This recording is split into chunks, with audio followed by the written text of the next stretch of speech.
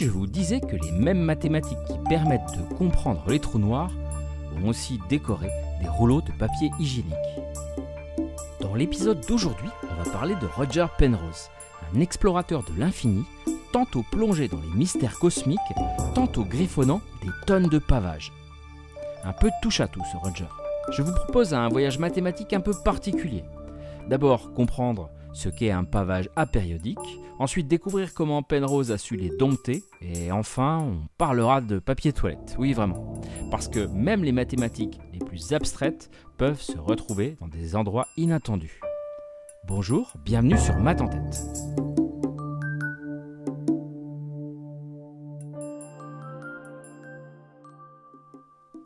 Alors c'est quoi un pavage apériodique ? Déjà, ce qu'on appelle pavage du plan, c'est un recouvrement par des formes qu'on appelle aussi tuiles, mais sans chevauchement ni trou. Pensez à votre parquet ou au carrelage de votre salle de bain.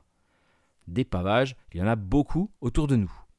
Mais ce pavage est dit périodique lorsque le motif qui se répète le fait selon une translation. Donc, comme sur un carrelage classique, quoi. En revanche, il devient apériodique lorsqu'on note une absence de motif répétitif, qu'il n'y a aucune symétrie, translation ou autre, même à grande échelle. Pour résumer, impossible d'opérer un glissement de ce pavage sur lui-même sans qu'il ne change. Alors pourquoi est-ce quelque chose d'important en maths ? Pas juste pour faire de jolis motifs.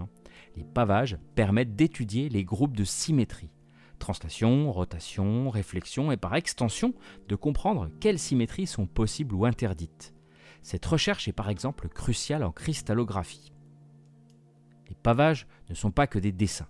Ils modélisent la manière dont les atomes peuvent s'organiser dans la matière solide. C'est grâce aux pavages de Penrose qu'on a pu comprendre et prédire l'existence des quasi-cristaux, une découverte fondamentale en chimie qui a valu le prix Nobel à Dan Shechtman en 2011. Autrement dit, ce qui ressemblait à un jeu géométrique a eu des applications très concrètes dans les sciences des matériaux. Les pavages montrent aussi que les mathématiques ne sont pas seulement utilitaires, mais aussi esthétiques. On les retrouve dans l'art islamique médiéval avec des symétries complexes, dans les mosaïques, chez Escher également, et jusque dans l'architecture contemporaine. Une belle illustration de comment les mathématiques dialoguent avec la culture et l'imaginaire. Et notre Roger Penrose alors dans tout ça ?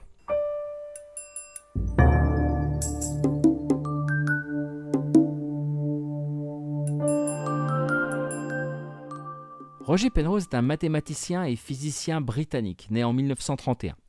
Il est surtout connu pour ses travaux en relativité générale et sur les trous noirs, récompensé par le prix Nobel de physique en 2020. Il a entre autres été le collaborateur de Stephen Hawking, avec qui il a travaillé sur un théorème de singularité gravitationnelle. Il s'est également intéressé au fondement de la conscience humaine.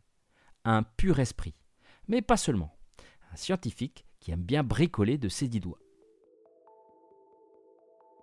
Car Penrose n'a pas seulement marqué la physique, il a aussi révolutionné la géométrie. Ces pavages apériodiques sont devenus célèbres pour leur beauté, leur lien avec l'art et leur importance en mathématiques pures. Existe-t-il un ensemble fini de formes qui ne puisse paver le plan qu'apériodiquement ? Bah oui, pavage apériodique ok, mais et si on limitait le nombre de formes utilisées ? Car dès les années 60, des mathématiciens ont trouvé qu'il était possible de créer un tel pavage avec un nombre limité de formes. Les premiers exemples nécessitaient plusieurs milliers de tuiles différentes. Penrose a popularisé cette recherche dès 1973 et le nombre a progressivement été réduit, jusqu'au nombre de 2. Un succès pour Penrose avec les formes réduites à 2 tuiles, Kite and Dart en anglais, ou le cerf-volant et la fléchette dans la langue de Molière. Les pavages de Penrose étaient nés, des travaux qui ont inspiré de multiples réalisations architecturales et ont amené à des applications donc en cristallographie avec la découverte des quasi-cristaux en 1982. Pour l'anecdote, faisons un petit bond dans le temps. Nous sommes en 1997 et Roger Penrose emménage dans une nouvelle maison, nous raconte-t-on. Dans les WC, il découvre un rouleau de papier toilette. Bon, ok. Mais surprise, le motif ornant les feuilles est identique à son pavage breveté. Shocking. Penrose se décide à poursuivre la société Kleenex et exige la destruction des stocks et la cessation d'exploitation. le motif est finalement retiré. On retrouve même certains rouleaux encore archivés au Science Museum. C'est quand même cocasse, le must de la recherche théorique jusque sur du papier toilette. Bon, on le sait, hein, les maths dépassent souvent le cadre du laboratoire, mais là quand même. Bon, 2 tuiles. Ok, le cerf-volant et la fléchette. Mais est-ce possible de n'en trouver qu'une pour produire ce type de pavage? Trouver une tuile unique, qu'on appelle aussi monotile, qui pave le plan apériodiquement, c'est ce qu'on appelle le fameux problème de Leinstein, de l'allemand Ein, un seul, et Stein, pierre. Jeu de mots. Eh bien, en mars 2023, Dave Smith, un amateur passionné, a présenté la Hat-Til, un monotile apériodique en forme de chapeau. Un chapeau composé de 8 cerfs-volants de Penrose, récemment validé par le corps des mathématiques grâce à l'aide de l'informatique. Pas de protocole ou de modèle pour Smith, juste de la recherche manuelle avec des cartons, de la logique et de la patience. Il n'existe pas de méthode pour y parvenir. En tout cas, la boucle est bouclée. Le travail entamé par Penrose franchit une belle étape. Mais l'aventure continue, car, comme vous le savez, les implications de telles trouvailles peuvent se situer dans des contextes insoupçonnés. Cet épisode nous a bien fait faire un détour par les toilettes, alors.